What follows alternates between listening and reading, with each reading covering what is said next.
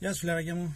Σήμερα story time με το Πούντο. Όπως μου ζητήσαν μερικά φιλαράκια από το κανάλι, να κάνω ένα story time πώς το πήρα το Πούντο, τι έχει περάσει, τι στάδια, όλα αυτά. Λοιπόν, το ρίξα ένα πλησιματάκι και τώρα θα πάμε τη βόλτα μας.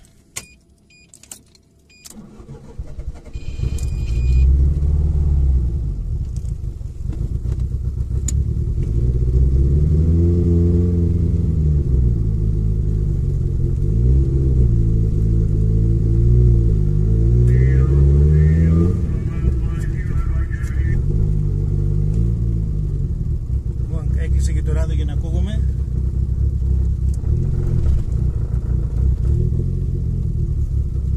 Θα προσπαθήσω να μιλάω δυνατά γιατί κάνει και λίγο φασαρία.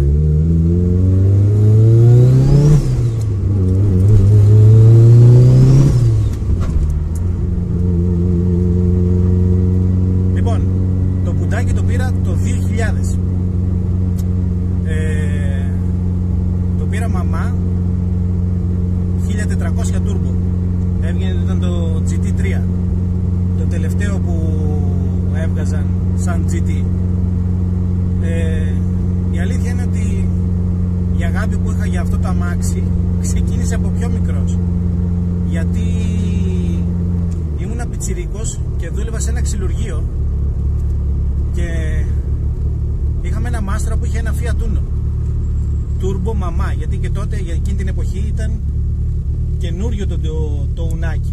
Το θυμάμαι άσπρο με κόκκινα τα σηματάκια, τη μαμά τη ζάντα, χαρτί.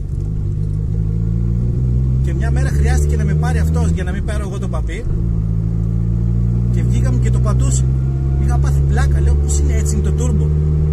Τώρα φανταστείτε 14-15 χρονών παιδί και μιλάμε για το 90, έτσι, αρχές 90. Τότε δεν υπήρχαν τόσο πολλά αμάξια και εδώ στο Βόλο τέλος πάντων μεγάλα τούρμπο. Γενικότερα τούρμπο δεν υπήρχαν πολλά. Και έτσι το ερωτεύτηκα, λέω θα πάρω τέτοιο. Δεν μου πολύ άρεσε βέβαια το Uno. Ήθελα κάτι έτσι λίγο διαφορετικό. Λέω θα δω τι βγαίνει. Και ψάχνοντας είδα ότι βγάζει και αυτό το Πουντάκι. Και μου είχε καρφωθεί στο μυαλό, λέω θα πάρω αυτό το αμάξι. Είχα τέτοιο κόλλημα που έψαχνα στον δρόμο να δω να πουλείται τέτοιο. Και θυμάμαι μια φορά, τότε είχα ένα Βυράγκο και μου λέει ο κολλητός μου, μου λέει μπροστά, μου λέει μαλάκα, λέει πέρασε ένα κίτρινο GT με πολιτήριο. Ανοίγω τη μηχανή, φεύγω από την πόλη παρέα, το φτάνω το παλικάρι, ο Θανάσης ο Πανταζής που είχε το αμάξι. Τη λέω φίλε, κάνεις λίγο στην άκρη να σου πω για το Πούντο. Και κλείσαμε, δώσαμε τα χέρια και το πήρα. Το είχα πάρει τότε 9,5 χιλιάρικα με δερμάτινα καθίσματα, air condition, ηλεκτρικά παράθυρα, full extra ήταν το αμάξι και τουρμπάκι και όμορφο. Και μετά ξεκίνησα σιγά σιγά, θα σας δείξω και φωτογραφίες να δείτε πως το πήρα και μερικές φωτογραφίες και πως το έκανα. Μετά αρχίσα σιγά σιγά, εντάξει ήμουνα και πιτσιρικάς, εξωτερικά, ζάντες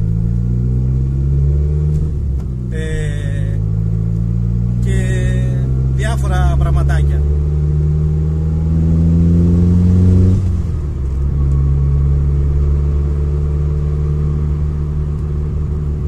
Και μετά, λοιπόν, που είχαμε μείνει,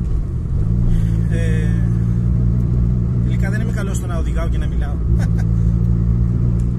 Λοιπόν, όπως σας είπα πιτσιρικάς, τα ψιλοπραγματάκια γύρω γύρω και μετά στο μοτέρ πάλι ψηλά πραγματάκια.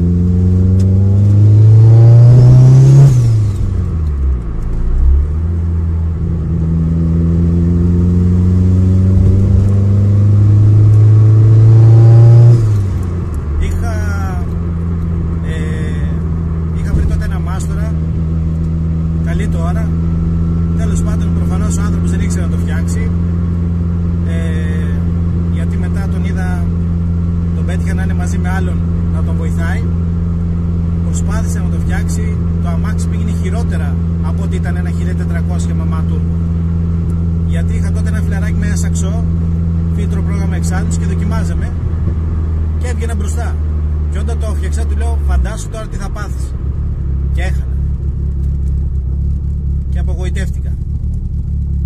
Μετά λέω: με συστήνει ένα άλλο φιλαράκι μου που είχε και αυτός σάξο. Μου λέει: θα σε πάμε, λέει, στο δικό μου μάστορα. Λέει: θα δεις, λέει, είναι καλός. Καλός ήταν, γιατί σε αυτό το μάστορα ήμουν αρκετά χρόνια. Κάτι χάλασε στην πορεία. Εντάξει, αν είχαμε και προσωπικές καλές σχέσεις, αλλά ίσως εδώ ισχύει αυτό που λέει όταν παραγνωρίζεις. Αν και σε αυτή την περίπτωση έχω παράδειγμα με τον Κουντουβά, που είμαστε χρόνια φίλοι και δεν έχει χαλάσει τίποτα. Και τώρα με κολλάει ένα οπελάκι.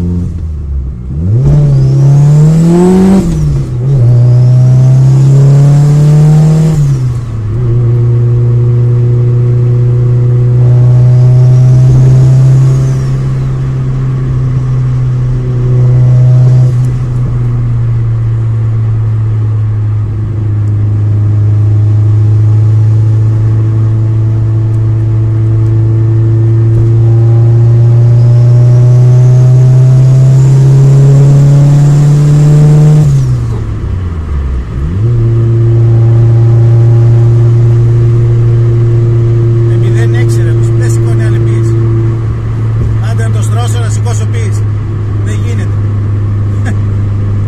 Λοιπόν, ξανά στην κουβέντα μας. Είναι τολμηρή.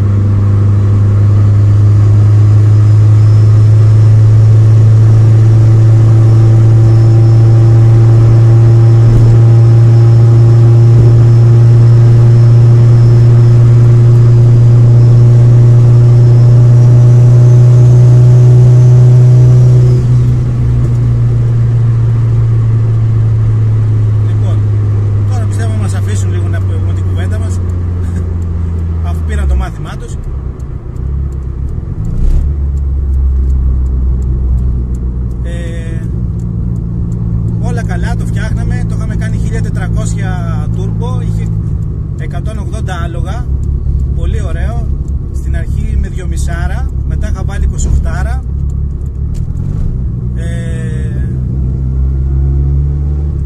Και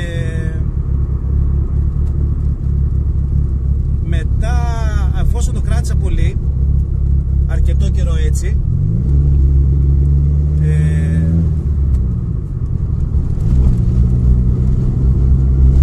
έκανα τη χαζομάρα. Μου είχε πει, το προγραμμάτιζα πάλι στο Ρούμελι που πηγαίνω και τώρα, από τότε, από παλιά, και μου λέει ο άνθρωπος: μη σηκώσεις πίεση, το έχουμε μέχρι 1,5 μπαρ, δεν χρειάζεται παραπάνω, είναι 1400 τα max. Δεν το έχω κάνει. Αλλά είχαμε την παροβαλβίδα. Την παροβαλβίδα, όσοι είναι παλιοί την ξέρουν, ήταν ένα πραγματάκι που ήταν σαν βίδα, και άμα το σκάλιζες, σήκωνε άλογα. Και έτσι μπήκα στον πειρασμό, το σήκωσα, το κάνω 1-2 φορές, λέω: δεν παθαίνει τίποτα, λέω. Μια χαρά είναι, κουντάρα αντέχει. 1-2-3 φορές δοκιμές 400, μέχρι που εκρήγηκε. Ένα βράδυ, μετά από 4 δοκιμές ήταν, με άλλα μάξια και με ένα μηχανάκι, θυμάμαι, με ένα FX, Suzuki FX 60 χιλιοστά. Τον πέρασα στον τερματισμό. Με έριξε κολόνα στην εκκίνηση και τον μάζεψα μετά. Καλή τους ώρα τα παιδιά, όπου και να είναι. Καλές φάσεις. Λοιπόν, και ήρθα στη βιομηχανική ζώνη για να βρούμε λίγο την ησυχία μας να μιλήσουμε. Και το κλατέρω τα μάξι, λέω το μάστορα: τι θα κάνουμε? Μου λέει: το κάνουμε 1600.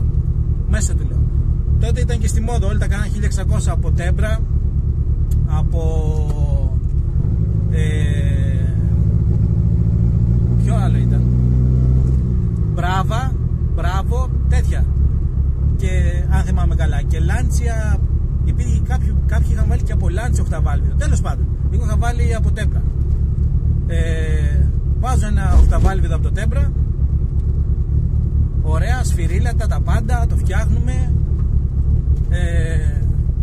Κάνουμε μια δυναμομέτρηση και πρόγραμμα πάνω στο Ρούμελ, εφόσον το είχα στρώσει. 320 άλογα το 16. Άρχοντες. Γυρνάω Βόλο, όλα καλά. Το είχα το αμάξι αρκετά χρόνια έτσι. κάνω ένα time out, θα βγούμε έξω και θα τα πω και απ' έξω. Κρύωσε και λίγο αυτό τώρα για να μην τα αφήσουμε το turbo timer.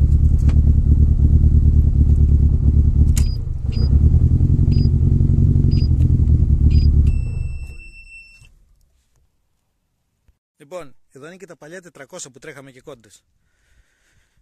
Έχει περάσει το πουντάκι από εδώ αρκετές φορές. Λοιπόν, μετά είπαμε να αλλάξουμε. Τότε είχα βάλει 30 στην αρχή και ήταν πολύ βαρύ τα αμάξι. Και λέω θα αλλάξουμε project. Και εν τω μεταξύ είχα πάθει πολλές φορές κεφαλή. Γιατί το οχταβάλβιδο το έχουν αυτό το πράγμα με τις κεφαλές. Είχε ραγίσει αρκετές κεφαλές. Έχω αλλάξει στο οχταβάλβιδο 5-6 κεφαλές. Έχω χάσει και το μέτρημα, δεν θυμάμαι και εγώ πόσες. Λοιπόν, και μετά λέω θα βάλω 28. Έβαλε 28, αλλάξαμε πρόγραμμα. Τότε άνοιξε και ένας καινούριος προγραμματιστής εδώ στο Βόλο. Από ένα χωριό εδώ κοντά ήρθε εδώ στο Βόλο. Μου είπε ο μάστοράς μου που είχα τότε ότι να πάω εκεί. Είναι καλός. Τέλος πάντων, το τελικό αποτέλεσμα δεν ήταν καλό. Τα αμάξι είχε δείξει 280 άλογα και 37,5 κιλά ροπή. Αυτά εντάξει, και εγώ το ξέρω ότι ήταν υπερβολικά. Γιατί μετά διαπίστωσα ότι είχα μαμά συμπλέκτη, μαμά downpipe, εξαφανίστηκαν αυτά που είχα τα φτιαγμένα. Τέλος πάντων, ξενέρωσα. Τότε ήταν που είχα παρατήσει τα αμάξι, που πολλοί φίλοι του καναλιού με έχουν πει ότι το έχουν δει και στο παλιό μου σπίτι το βλέπαν εκεί παρατημένο απ' έξω. Είχα αποφασίσει να το κάνω δίλητρο, είχα πάρει τα πράγματα. Ο παλιός μου μάστορας δεν ήθελε να το φτιάξει, έφυγα από εκεί. Μετά πήγα, και ένας φίλος μας εδώ τετράποδος. Τι είναι ρε Αλάνη? Και πήγα σε έναν παλιό μου συμμαθητή που άνοιξε συνεργείο. Τον είπα ότι μπορεί να το φτιάξει, μου λέει ναι. Το κράτησε ένα χρόνο, προσπάθησε, δεν τα κατάφερε, μου λέει αλλά πάρ' το, δεν μπορώ να το φτιάξω. Γιατί για να μπει το μοτέρ πάνω πρέπει να γνωρίζεις κάποια πραγματάκια, που να φτιάξεις βάσεις, τι βάσεις να φτιάξεις, γιατί το Integrale δεν ταιριάζει, δεν μπαίνει σε αυτό το σασί κουτί.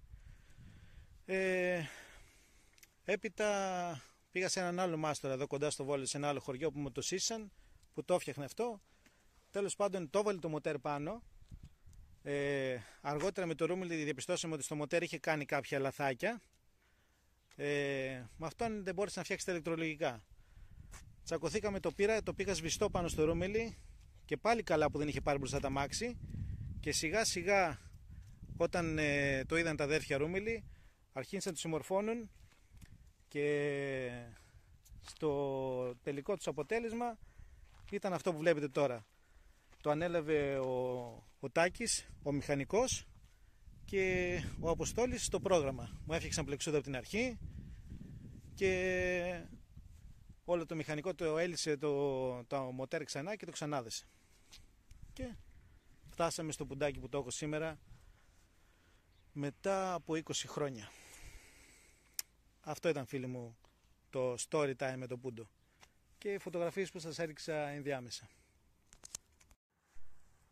Αυτό ήταν άλλο ένα βιντεάκι από μένα, φίλοι μου. Σας ευχαριστώ που παρακολουθήσατε. Τα λέμε στο επόμενο. Γεια σας.